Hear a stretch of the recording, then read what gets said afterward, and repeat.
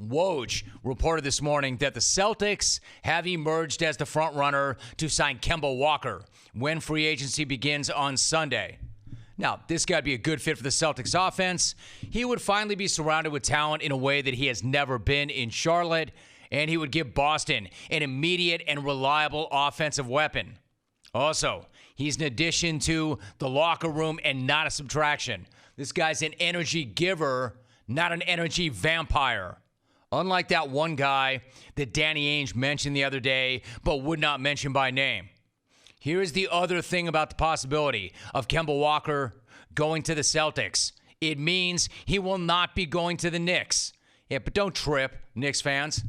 At least not yet, because they're being linked with a lot of other guys. You might not get Kemba, but you are still targeting Kevin Durant, Kyrie Irving, and Kawhi Leonard. Not only are they targeting these guys, but the legend, Charles Oakley, posted a pic with KD in New York with the caption, quote, "I see you out and about in my city, wishing at Easy Money Sniper a speedy recovery." All right, so when you see that, if you're a Knicks fan, you've got to be freaking out. I mean, are you kidding me? Kevin Durant in New York with Charles Oakley, a Knicks legend and a future Knicks legend? There is no way Oak isn't selling Durant on the Knicks and what it means to be a Knick, right? No way. Oh, wait. Yes, there is. There is a way. You know, the fact that James Dolan had Oakley put in handcuffs. Remember that? I know Oak does. Yeah, knowing that, I highly doubt that Oakley was doing a hard pitch for the Knicks. Yeah, come to New York, wear the jersey, play at Madison Square Garden, and then someday you too can be arrested at MSG because the owner is a petulant child. Oh, and he fronts the worst band in the history of music. And if you even look at this guy the wrong way, much less tell him to sell his team and that his records suck, you'll be banned for life. Or worse yet, fitted for silver bracelets and then banned for life. So if you're the Warriors or you're the Clippers or any team not named the Knicks, the fact that Oak and KD were together is not bad news. In fact, it's great news, the best news, because you know Oak is going to tell KD how he really feels about Dolan. Not that we don't already all know that. Hey, but you know what? I'm not here to be a big buzzkill, Knick fans. Don't sweat it. I mean, I know you've been dreaming about Sunday, the start of free agency, ever since that Kristaps trade. But don't sweat the KD thing. There's still other guys out there. There's still Kyrie Irving. Kyrie still has this great reputation around the league, right? Actually, he doesn't. And what once seemed to be a foregone conclusion, that Kyrie was going to be a Knick, especially if you listen to Knick fans, is now dwindling as he reportedly becomes more and more interested in the Nets. All right, so that KD-Kyrie combo that was guaranteed by every Knicks fan ever when they traded Kristaps might not happen. But, you know me, Knick fan, I'm a glasses half full cat. You're still going to be in the running for Kawhi. And you know what? You might really have a legitimate shot at that. You may have a really legitimate shot at Kawhi. Sure you don't. The Lakers thinking that they're going to sign Kawhi cannot believe how delusional Knicks fans are about Kawhi. Once again, you're going to tell me that Kawhi is going to leave San Antonio because of the relationship with that organization, then go to a spot in Toronto with one of the best organizations, but he's going to leave all that behind. An organization that was great with load management, an organization that put him in a place to win a world championship. He's going to leave all of that to go play for the Knicks. Ha, ha, ha. One of the worst organizations in sports with one of the worst owners. He's going to go there. Yeah, oh, okay. At least the Lakers are in SoCal. I mean, the Lakers may have a jacked up organization. They might have a dysfunctional organization. And nobody knows who's calling the shots.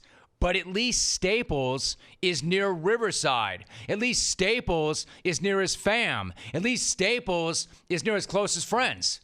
The Knicks have a similarly dysfunctional organization, But everybody knows who's calling the shots, and it's nowhere near the 909.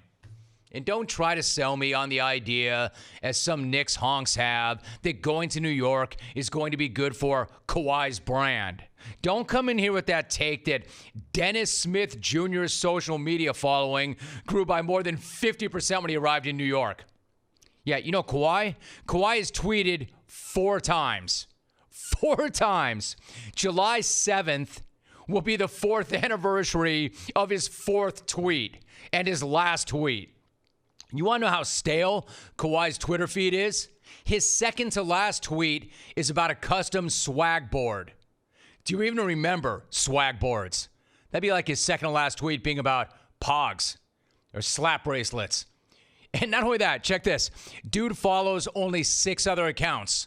One of the 6 other accounts is the San Antonio Spurs. Like, the guy had the worst breakup ever with that team, but he still follows them on Twitter. Clearly, my guy does not remember he's even on Twitter. So I don't think that selling Kawhi on growing his Twitter followers is how you're going to get Kawhi, New York. Better yet, I don't think you're getting Kawhi. In fact, I know you're not getting Kawhi. Like, I don't know a single thing about Kawhi Leonard. I mean, after all, he is the most mysterious dude ever. But I know this. I know this much. He's not going to the Knicks.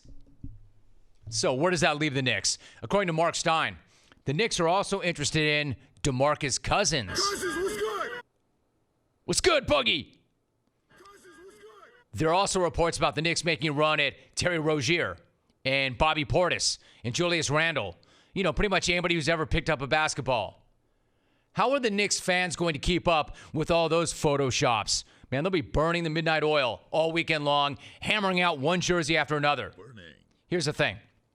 Bottom line, the thing you have to be worried about if you're a Knicks fan, if you're already hearing about DeMarcus Cousins and Terry Rozier and Bobby Portis and Julius Randle, that does not bode well. If you're already hearing about certain guys as backup plans, that means the backup plans are about to become the plans.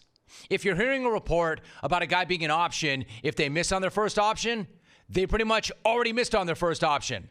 If you're a team that's linked with everyone, you're not signing anyone. This was supposed to be the summer of the Knicks. Listen to any Knicks fan, they will tell you that. This was the summer when everything changed, when the sleeping giant awoke, when the garden came to life. The superstars were going to line up outside the Mecca. And right now it sure seems like this summer is going to be like every other summer that came before it. A complete whiff. Same as it ever was. Same as it ever was, Knick fan. I would love to tell you all that this is where everything changes, except that'd be the biggest lie ever. Nothing is changing. And from the looks of things, nothing ever will. But you still have James Dolan going for you, so that's nice. If the Knicks sucking and JD in the straight shot being even worse is inevitable, you may as well just sit back and enjoy it. I know I will.